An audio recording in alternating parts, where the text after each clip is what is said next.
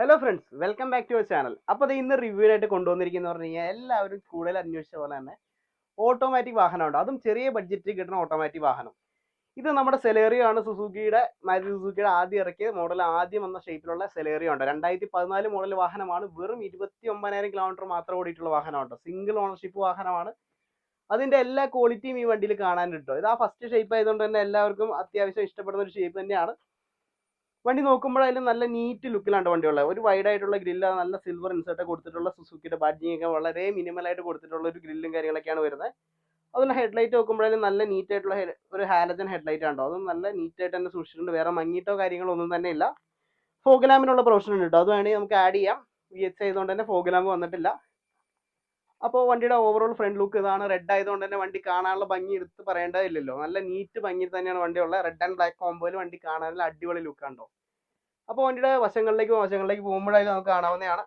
അത്യാവശ്യം നല്ല ground clearance ഉള്ള വാഹനമാണ് സെലേറിയോ. ലേഡീസിനൊക്കെ ആയാലും നമുക്ക് ഈസി ആയിട്ട് ഹാൻഡിൽ ചെയ്ത് കൊണ്ടുനടക്കാൻ ഏത് റഫ് ആയിട്ടുള്ള റോട്ടിലേക്ക് നമുക്ക് ഓടിച്ച് പോകാട്ടോ.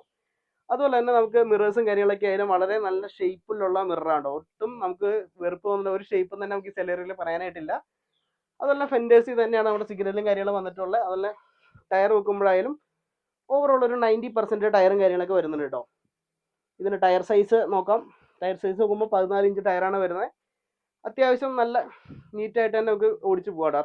14 ഇഞ്ച് ടയർ സൈസ് ഉണ്ടായതുകൊണ്ട് ഹാച്ച് ബാക്ക് വണ്ടികളിൽ അത്യാവശ്യം വലിയ അടിപ്പോ കാര്യങ്ങളൊന്നും ഉള്ളിലേക്ക് ലഭിക്കില്ല. വണ്ടിയുടെ ഇന്റീരിയറിലേക്ക് പോവാം. ഇന്റീരിയർ ഡോറൊക്കെ ആയാലും നല്ല വൈഡ് ആയിട്ട് ഓപ്പൺ ആവും കേട്ടോ. അത്യാവശ്യം നല്ല നീറ്റായിട്ടുള്ള ഡോർ പാഡും കാര്യങ്ങളാണ് വരുന്നത്. 4 ഡോർ പവർ വിൻഡോ ഉൾപ്പെടെയുള്ള ഫീച്ചേഴ്സ് വണ്ടിക്ക് വന്നിട്ടുണ്ട് കേട്ടോ. ഡോർ പാഡൊക്കെ ആയാലും ഒരു ബീജ് ആൻഡ് ബ്ലാക്ക് കോമ്പോയിലാണ് വരുന്നത്. അപ്പോൾ വണ്ടിയുടെ ഇന്റീരിയറിലേക്ക് കയറാം കേട്ടോ. ഇന്റീരിയർ ആയാലും നല്ല വിശാലമായിട്ടുള്ള ഇന്റീരിയറും കാര്യങ്ങളാണ് വരുന്നത്. ഹാച്ച് ബാക്ക് വാഹനമായ പോലെ അത്യാവശ്യം നല്ല സ്പേസ് തന്നെ വരുന്നുണ്ട് കേട്ടോ. അപ്പോൾ വണ്ടിയുടെ ഉള്ളിലേക്ക് കാണിച്ചു തരാം.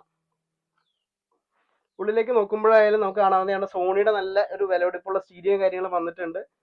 പിന്നെ AC കൺട്രോൾസ് ഒക്കെ വന്ന് നല്ല നീറ്റ് ആയിട്ട് തന്നെ ഡാഷ്ബോർഡൊക്കെ മെയിൻറ്റെയിൻ ചെയ്തിട്ടുണ്ട് കേട്ടോ. സീറ്റ് കവറൊക്കെ നോക്കുമ്പോഴായാലും സ്റ്റോക്ക് ആ കമ്പനി കൊടുത്തിട്ടുള്ള സീറ്റ് കവറും കാര്യങ്ങളൊക്കെയാണ്. നല്ല നീറ്റ് ആയിട്ടുള്ള ഇന്റീരിയർ എന്ന് പറയാം. മീറ്ററൊക്കെ ആയാലും അനലോഗ് പ്ലസ് ഡിജിറ്റൽ ആ ഒരു കോമ്പോയിൽ തന്നെ മീറ്ററും കാര്യങ്ങളൊക്കെയാണ്. അതുപോലെ ഓട്ടോമാറ്റിക്കിന്റെ ഗിയർ ഷിഫ്റ്റിന്റെ കാര്യങ്ങളൊക്കെ കാണാം. നമുക്കിത് എന്താ പറയുക, ഡ്രൈവ് ന്യൂട്രൽ റിവേഴ്സ് എന്നുള്ള ഓപ്ഷൻ കൂടാണ്ട് പ്ലസ് മൈനസ് ഓപ്ഷൻ, അതായത് മാനുവലിൽ നമുക്ക് ഓടിച്ച് പോകാനുള്ള സെറ്റപ്പും കാര്യങ്ങളൊക്കെ ഉണ്ട്. ചാർജിങ് സ്പോട്ടും കാര്യങ്ങളൊക്കെ വന്നിട്ടുണ്ട്. അപ്പോൾ അത്യാവശ്യം എല്ലാ ഫീച്ചേഴ്സും വണ്ടിക്ക് ഉണ്ട് കേട്ടോ. ബാക്ക് സൈഡ് നോക്കാം. ബാക്ക് സൈഡ് നോക്കുമ്പോൾ ഡോർ നല്ല വലിപ്പമുള്ള ഡോറാണ്. കയറി ഇറങ്ങാൻ ഒട്ടും തന്നെ ബുദ്ധിമുട്ടെന്ന് പറയാനില്ല. ഒരു വാഗണറിന്റെ ഒപ്പം തന്നെ നിൽക്കുന്ന ഒരു വാഹനം എന്ന് പറയാട്ടോ, സെലേറിയോയുടെ ആദ്യ ഷേപ്പിൽ വന്ന വാഹനം. അപ്പോൾ അതേ കയറാനായാലും വലിയ ബുദ്ധിമുട്ടില്ല. ഇപ്പോൾ സീറ്റ് ഏറ്റവും പുറകിലേക്ക് ഇറക്കിയിട്ടുള്ള പൊസിഷനിലാണുള്ളത്. എന്നിട്ട് പോലും കയറാൻ ഒരു തരത്തിലുള്ള ബുദ്ധിമുട്ടില്ല. അത്യാവശ്യം നല്ല കാല് മുട്ടണമെന്ന് പറയാനില്ല, ജസ്റ്റ് ചെറിയൊരു ഗ്യാപ്പിലാണ് നിൽക്കുന്നത്. അതായത് അത്യാവശ്യം നല്ല ലെഗ് റൂം ഹെഡ് റൂം വരുന്ന വാഹനമാണ്. ഹാച്ച് ബാക്കിൽ ചെറിയ ബഡ്ജറ്റ് കിട്ടുന്ന വെച്ചിട്ട് നല്ലൊരു ഐഡിയൽ വാഹനം തന്നെ പറയാം കേട്ടോ. അത്യാവശ്യം യാത്രാസുഖം കാര്യങ്ങളും വരുന്നുണ്ട്. അപ്പോൾ വണ്ടിയുടെ പുറത്തേക്ക് ഇറങ്ങാം. ഡോറുകളൊക്കെ അടയ്ക്കുമ്പോഴായാലും ആ ഒരു ഫ്രഷ് വണ്ടിയുടെ ഡോർ അടയ്ക്കണം അതേ ക്വാളിറ്റി തന്നെ ഡോറുകൾ ക്ലോസ് ചെയ്യുമ്പോൾ ഉള്ള സൗണ്ട് കിട്ടുന്നുണ്ട് കേട്ടോ. അപ്പോൾ ബാക്ക് നോക്കുമ്പോഴായാലും നല്ലൊരു നീറ്റ് ഷേപ്പ് തന്നെയാണ് വരുന്നത്. പുതിയ സെലറുടെ അത്രയും ഉരുണ്ട ഷേപ്പ് അല്ലെങ്കിൽ പോലും കുറച്ച് ഷാർപ്പ് ആൻഡ് ഫിനിഷ് ആണ്. അപ്പോൾ ബാക്ക് ഡോർ ബൂട്ട് തുറക്കാനായാലും ഒരു വലിയൊരു ഡോർ ക്ലിപ്പാണ് വരുന്നിട്ടുള്ളത്. അപ്പോൾ ഓപ്പൺ ചെയ്ത് കഴിയുമ്പോൾ കാണാവുന്നതാണ് ബൂട്ടൊക്കെ ആയാലും അത്യാവശ്യം നീറ്റായിട്ട് തന്നെ സൂക്ഷിച്ചിട്ടുണ്ട്. അവിടെ ഒന്നും മുഷിഞ്ഞിട്ടില്ല കേട്ടോ. ഒരു ഫ്രഷ് വണ്ടിയുടെ എല്ലാ ക്വാളിറ്റിയും തന്നെ ബാക്കിലും കാണാം. ഇവിടെയും ഒരു സ്പീക്കർ പാഡും കാര്യങ്ങളൊക്കെ വന്നിട്ടുണ്ട്. ഇവിടെ വേണമെങ്കിൽ സ്പീക്കേഴ്സ് ആഡ് ചെയ്യാം, അതല്ലെങ്കിൽ നമുക്ക് എന്തെങ്കിലും ചെറിയ ചെറിയ സാധനങ്ങൾ സ്റ്റോർ ചെയ്യാം കേട്ടോ. അപ്പോൾ സീറ്റ് നമുക്ക് ഇതുപോലെ 3/4 ഇഞ്ചായിട്ട് എന്താ പറയുക 3/4 മടക്കാം. അപ്പോൾ അത്യാവശ്യം സ്റ്റോറേജ് നമുക്ക് ഇപ്പോൾ എന്താ പറയുക വാഗണറൊക്കെ പോലെ നമുക്കിത് മടക്കി ഇട്ടിട്ട് ഉപയോഗിക്കുകയും ചെയ്യാം കേട്ടോ. അപ്പോൾ വണ്ടിയുടെ സൈഡുകൾ നോക്കാം. സൈഡ് നോക്കുമ്പോഴായാലും വേറെ ഒരു തരത്തിലുള്ള സ്ക്രാച്ചോ ഡെൻറ്റോ ഒന്നും തന്നെ കാണാനില്ല. അത്യാവശ്യം നല്ല ബോഡി ഷേപ്പിൽ തന്നെയാണ് വണ്ടി ഉള്ളത്. സുസുക്കിയുടെ ആ ഒറിജിനൽ വീൽ കപ്സും കാര്യങ്ങളൊക്കെ കൊടുത്തിട്ടുണ്ട് കേട്ടോ. വണ്ടിയിൽ ഇപ്പോൾ എന്താ പറയുക എടുത്തു കഴിഞ്ഞാലും പ്രത്യേകിച്ച് ഒന്നും തന്നെ ചെയ്യാനായിട്ടില്ല. അപ്പോൾ ഈ വാഹനത്തിന് എഞ്ചിൻ റൂം കാണാം കേട്ടോ.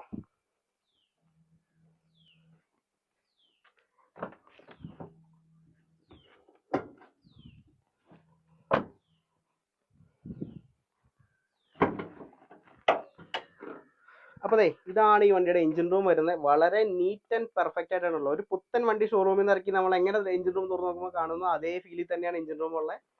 ബാറ്ററിക്ക് ആയാലും വലിയ പഴക്കമുള്ള ബാറ്ററി അല്ല. 2024 6 മാസം വരുന്ന ബാറ്ററിയും കാര്യങ്ങളൊക്കെയാണ് ഇരിക്കുന്നത്. അതുപോലെ തന്നെ പേസ്റ്റുകളും കാര്യങ്ങളൊക്കെ നോക്കുമ്പോഴായാലും വേറെ അബ്രോണോ കാര്യങ്ങളോ ഒന്നും തന്നെ പൊട്ടിച്ചിട്ടോ പണിതിട്ടൊന്നും ഇല്ല കേട്ടോ. ഒരു തരത്തിലുള്ള ഓയിൽ ലീക്കോ ഒരു ചെറിയ പണി പോലും പെൻഡിങ് ഇല്ല. പക്കയായിട്ടുള്ള വണ്ടിയാണ് കേട്ടോ.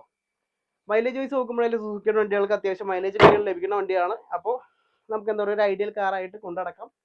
ലേഡീസിന്റെ കയ്യിൽ ഒരു ബെസ്റ്റ് ഓപ്ഷൻ ആയിരിക്കും കേട്ടോ. ഓട്ടോമാറ്റിക് വാഹനങ്ങൾ എടുക്കുമ്പോൾ ഒരുപാട് പേര് ചോദിക്കാറുണ്ട് ഏറ്റവും ചെറിയ ബഡ്ജറ്റിലുള്ള വണ്ടി ഏതാണ്. അപ്പം ഞാൻ കൂടുതലും സജസ്റ്റ് ചെയ്യുന്ന സെലേറിയോ തന്നെയാണ്. അതിന്റെ കാരണം എന്ന് വെച്ച് കഴിഞ്ഞാൽ ഈ ബഡ്ജറ്റ് കിട്ടുന്നത് വെച്ചിട്ട് നല്ലൊരു ഐഡിയൽ വാഹനമാണ്. ഒരുപാട് മെയിൻ്റെനൻസ് കോസ്റ്റ് വരുന്നില്ല കേട്ടോ. ഫ്രണ്ട്സ്, നമ്മൾ വണ്ടിയിൽ കയറിയിട്ടുണ്ട്. ആ ഫ്രഷ് സ്മെല്ല് ഇപ്പോഴും ഉണ്ട്. ഒരു പുത്തൻ വണ്ടി മേടിക്കുമ്പോൾ നമുക്ക് ആ കിട്ടുന്ന ഒരു മണം ഉണ്ടല്ലോ, ആ ഒരു സ്മെല്ല് ഇപ്പോഴും മെയിൻറ്റെയിൻ ചെയ്തിട്ട് പോയിട്ടുണ്ട്.